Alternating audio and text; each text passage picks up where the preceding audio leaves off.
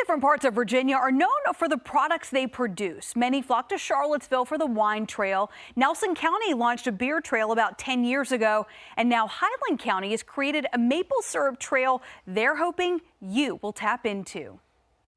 This is a look at Monterey, the largest town in Highland County, from atop a nearby mountain. While views are breathtaking here, the county is better known as Virginia's sweet spot. We're, typically considered the southern capital of maple syrup.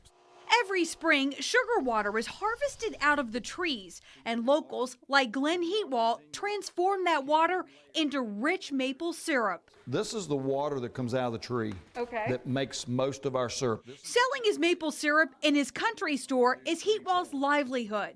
But many syrup producers don't have a storefront and depend on the annual Maple Festival to make it through the year. We obviously weren't able to have our Maple Festival in March, and everyone still is going to take a long time to recover from that. The COVID cancellation only emphasized the need for year-round promotion and visitation, like the Maple Syrup Trail. One of the syrup producers brought it to us to try this. I mean, there's craft brewery, there's those type of trails, and why not apply it here? There are 8 stops total on the Maple Syrup Trail, and once you complete a tour, you get your passport stamped. This is the official passport that we have here. You basically can open it up and see a map of all the different locations around. We are giving people the opportunity to bring their families and to see how maple syrup is made. The trail just officially launched in September, but Heatwall says feedback is already sweet as syrup. I just had a person tell me last night they were coming into the county and I said, what are y'all doing? They said, we are looking at the sky. I said, what do you see? They said, the stars. I said, well, you're not used to seeing the stars? And they said, no, we can't see the stars where we live. So when people come here, you kind of see the unspoiled beauty of our mountains. You may visit Highland County to taste the maple syrup, but you'll certainly see the beauty that surrounds.